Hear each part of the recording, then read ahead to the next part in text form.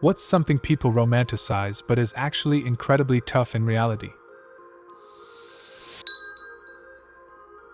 Running cute little coffee shop bookstore. I bet you picture yourself just having a cup of joe and chatting about Cormac McCarthy with an elderly gentleman in a tweed coat. You're never gonna be profitable, but you won't realize it until about 2 years in. Also, that guy never showed up, he's got a Kindle. I worked with a woman whose friends bought a restaurant on a whim. It was a restaurant they'd eat and drink at often, and the owner was retiring after 40 years in the business. They figured, how hard could it be, since they'd been hanging out there for the past 10 years and knew how things ran. So they ponied up, IRC, about $150,000 and bought the restaurant. It closed in 3 months. Turns out running a restaurant is quite different from frequenting a restaurant. Who knew? Where I live, businesses like that are owned and operated by already wealthy people, mostly wives, who use it as a status symbol and gravitas for their opinions on how the downtown should be handled. A self-sustaining family farm life. It's practically impossible for a lone family to achieve it.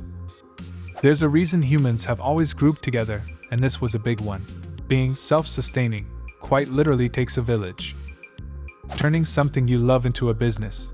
Often, instead of, I turned my passion into money, it's, I turned something I love into work.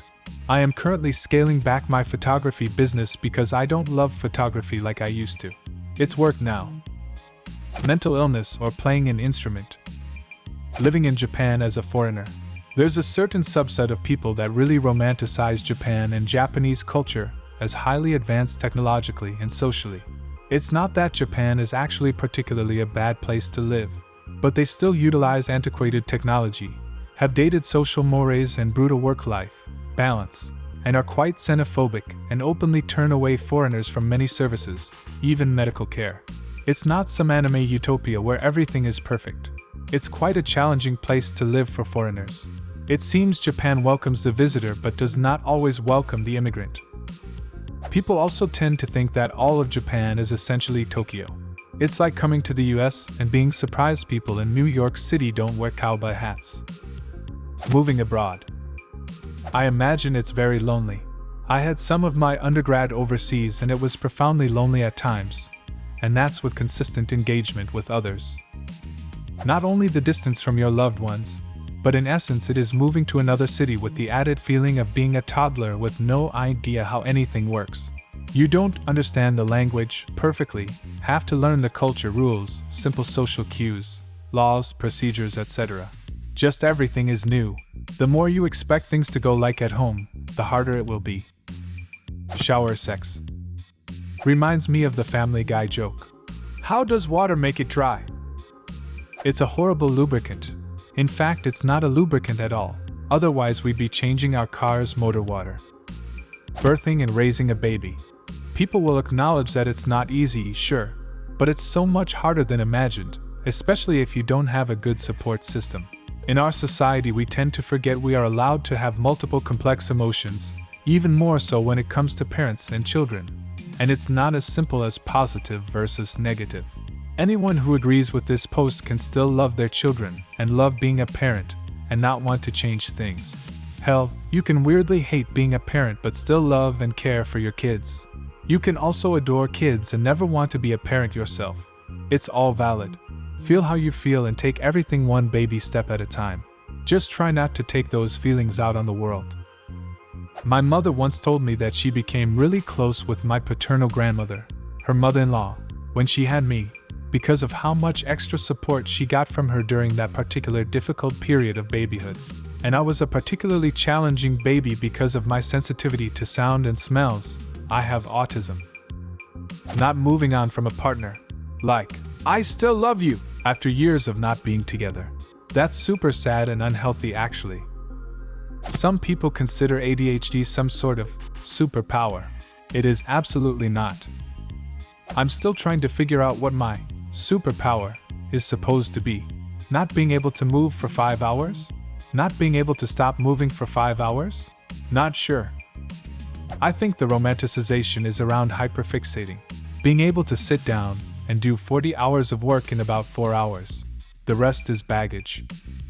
But even while hyperfixating before a deadline, You're on the verge of tears, promising yourself you'll never put yourself in this position again, knowing damn well you will. ADHD sucks so bad. Van life. I enjoy seeing the cool conversions people have done on those things. But actually living in one. Ugh. Saw some stupid van life family that had 5 kids in a converted tour bus. Single shower with a toilet in it on the midpoint of the stairs to the upper level, as that was the only place tall enough for it to fit. Kids each had a slot in a pair of triple stacked bunk beds on either side of the upper hallway. Not even enough room to sit upright, and the only privacy a blanket strung across each one. And the kids were supposedly being homeschooled while they're out on the road. The entire time I was watching that, all I could think of was how soon would the kids go zero contact once they started hitting 18. War. The wild thing is, you can't comprehend the changes war will make on your psyche. They aren't always immediately apparent, and you will have to cope with it for decades if not the rest of your life. And the effects are often something you didn't expect. Source, been there. I commented on this not too long ago. I really wish people would stop this stupid romanticizing of war. I spent 17 months in the jungle of Vietnam. Even now, after more than 50 years, all I have to do to return to that hell on earth is close my eyes. For some of us, the war will never be over until we are laid to rest. Island living shit is hard unless you're rich. Yeah, I live in paradise, but I pay like $5.25 for a gallon of gas. My rent for a 1-bedroom is $2,200 plus utilities, which are outrageous expensive. A box of cereal is like $15 and not for a family size. My mail gets lost in Puerto Rico a lot. Power outages are super frequent, and we just got running water back after 2 days without as well. I've got a friend going to school in Barbados. He has no official address, and there are so many centipedes, and he lives in what's basically a shack because that's all he can afford. It's not insulated at all, hence the centipedes. Am horrified for him, LMAO. Traveling for work. Edit to add why. Exhausting long flights and airport procedures, living out of a suitcase, and catered meals so you're limited to what you're eating and most of it is junk. Every minute of your time is scheduled and you either have to or have an obligation to spend the entire time with your colleagues. Definitely from 9 to 5, but also your lunch break, and usually dinner. Then kick-on drinks are an expectation, and sometimes it's a group brunch. You're always in performance mode and often meeting new people daily. You miss your family, including pets, and have no time to switch off and just be yourself. Even worse if time zones mean you can only talk to your family in early mornings and late at night. Can imagine how much it must suck when you have young kids. My husband travels every few months, usually internationally and for about a week at a time. Way less than some people have to, which I'm thankful for.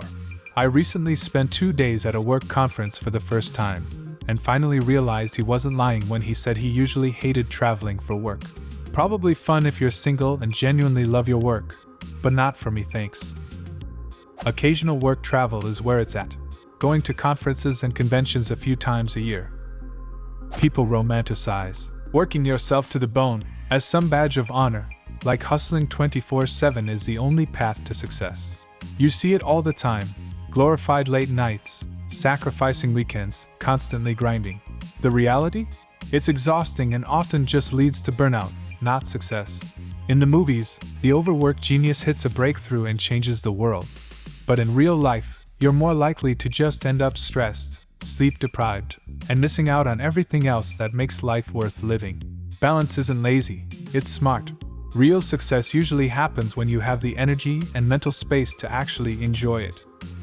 High-paying corporate jobs. It's not all boss babes and power suits. Depending on the industry, it's 90-hour weeks and no energy for life.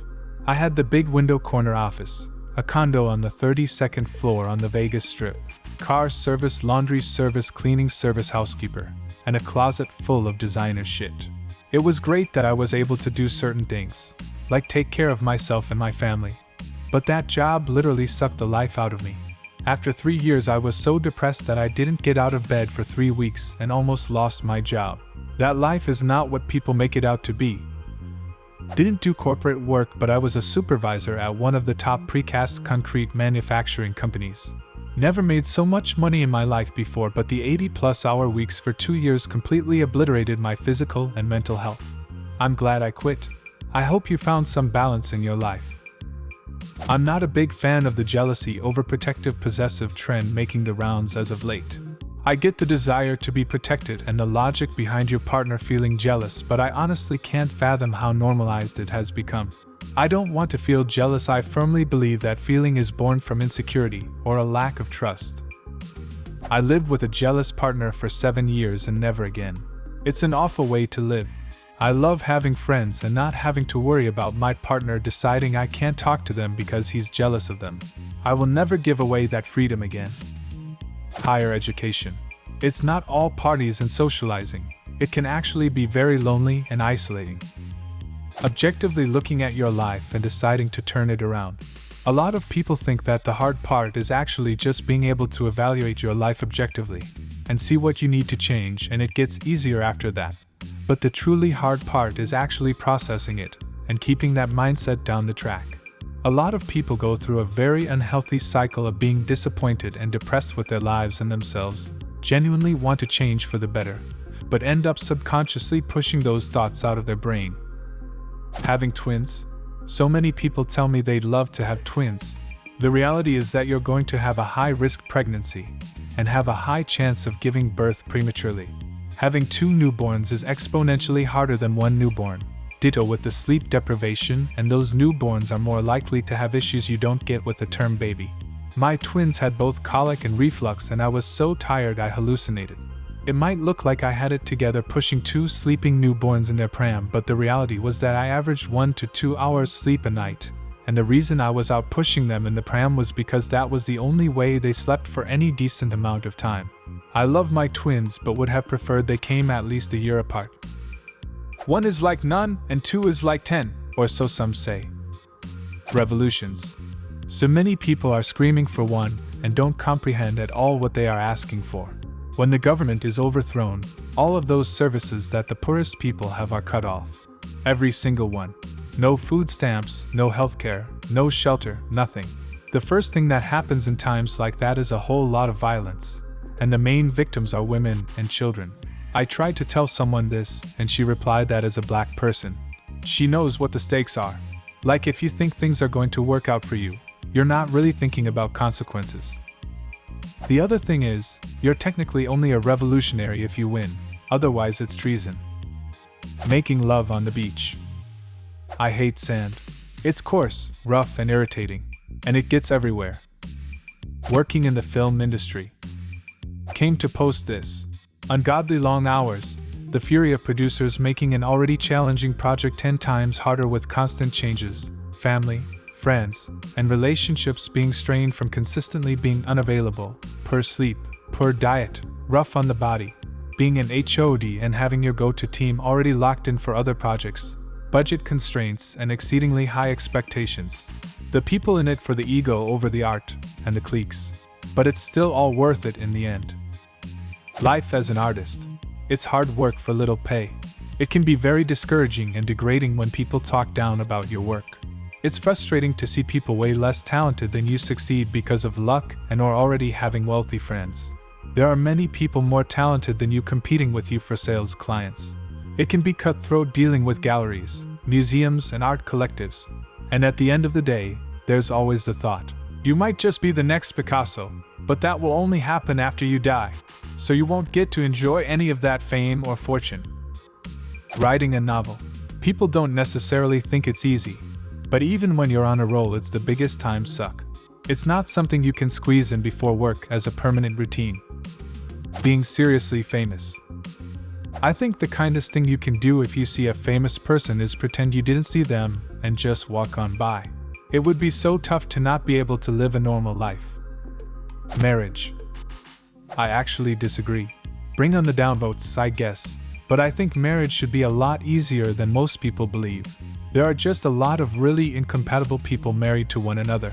A marriage should make your life better and easier most of the time. Hard times happen, but they should be few and far between. Living in the city on a budget. It's all cute rooftop pics until you're drowning in rent and eating instant noodles every day.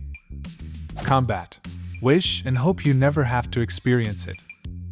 Being alone, dating yourself, solo dates, and healing. It's incredibly lonely and tough, and so easy to slip into bad thoughts. Insomnia. Sleep deprivation takes a toll on your health. And no, you won't be writing poems and drinking coffee at night when having no sleep. You'll be suffering.